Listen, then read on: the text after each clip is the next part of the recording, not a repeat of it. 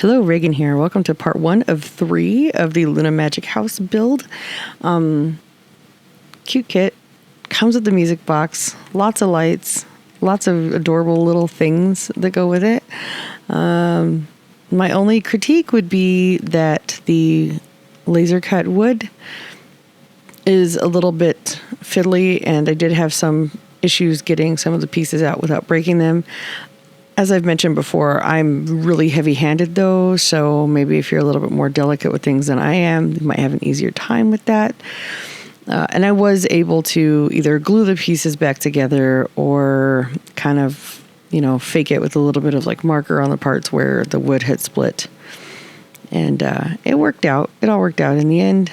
I like the finished product. It wasn't too big of a headache. So anyway, I did speed this up to about 200% for time, and I don't have a whole lot more to share with you. I'll ramble for a couple more minutes here, and then I'm going to just put the music on, and I will see you toward the end of the video. Summer has hit here in the desert, and it's already really warm. We're forecast to be over 100 degrees for the remainder of the week. I know that everybody's having some kind of a weather nightmare, it seems like right now, with all of the storms and everything else going on. So I don't even feel right complaining. But unfortunately, I do have pets, and my health isn't. I'm not as acclimated to the heat as I used to be. So it kind of sucks because we've been having some power outages and stuff along with the hot weather. So, but you know what? We've been coping. I've lived out here for a really long time.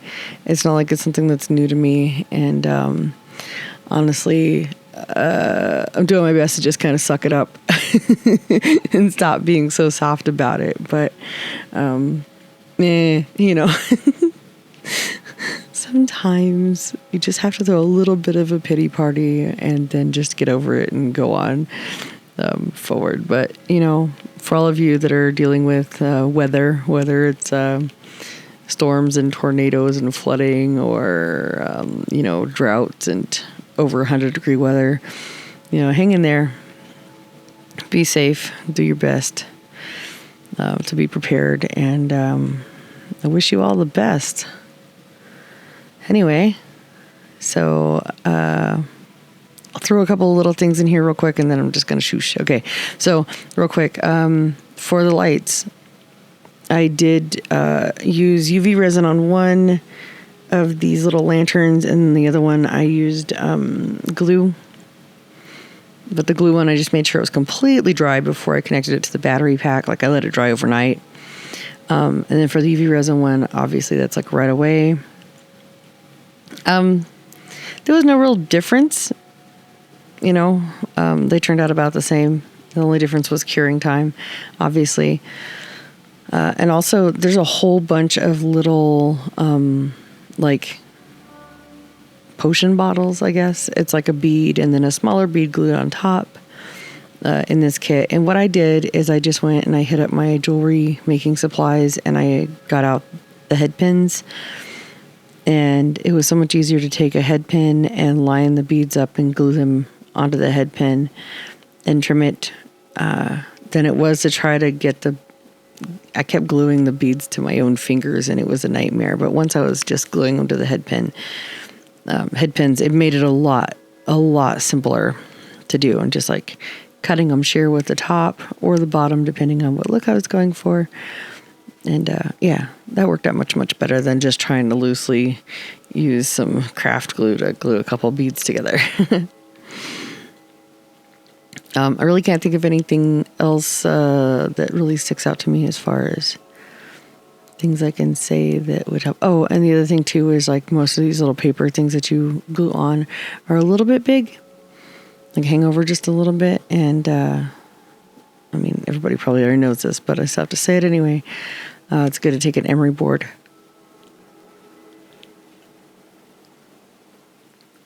Take an emery board and size it down. Sorry for that really long pause. It might or might not have been yawn. My apologies. My sleep's been a little screwy lately. Nothing crazy. I'll be fine. Just maladaptive weather issues. Anyway. All right. I will shush now. Watch, enjoy. If you have any questions, please leave a comment down below or hit me up over on Instagram at Disruptive Girl, and I will do my best to answer those questions and get back to you in a timely manner. And if you have any suggestions for kits that you would like to see me build, please leave that in a comment on one of my videos or message me over on Instagram. I'm always looking for, I'm open for suggestions of things you'd like to see. Right now, I'm working on a couple of things I'll talk about a little bit later. But yeah, let me go ahead and let you watch me do this, and then I'll catch you at the end of the video.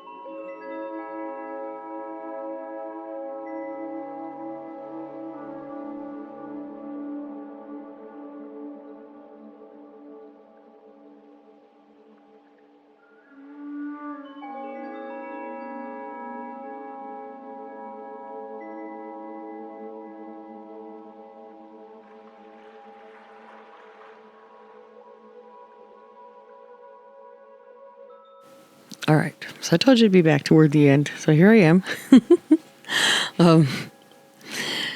I just wanted to make sure and get in all the things I could think of that I forgot to say at the beginning.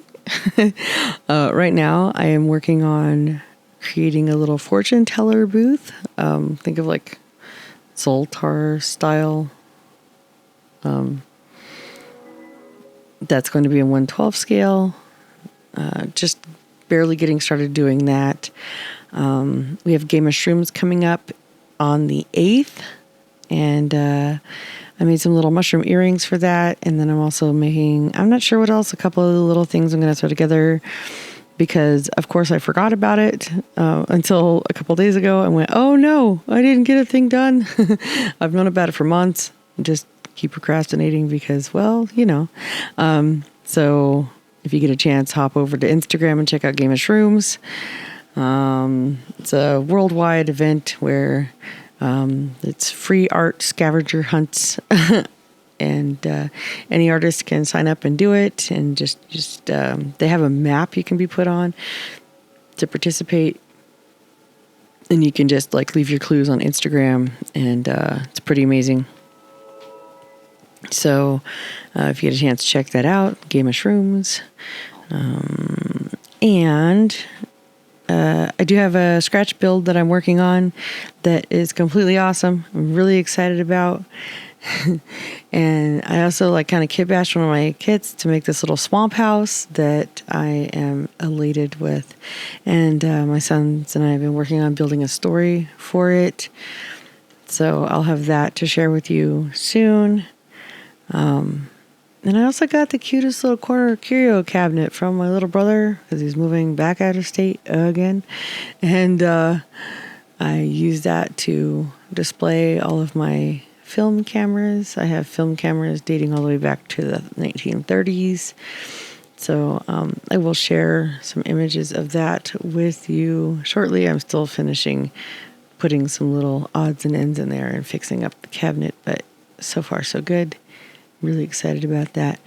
Yeah, I will see you for part 2 as soon as I get it edited and get a voiceover. So it'll probably be maybe 3 or 4 days because I have some other stuff I have to take care of. But I won't make you wait too long. I won't make you wait, too long for this. I'm going to try to get all 3 parts out within the next week or less. So, anyway, thank you for watching. Thank you for, being here. If you're subscribed, awesome. If you're not, hey, you know what? Click the thing. I appreciate it. I'll see you around.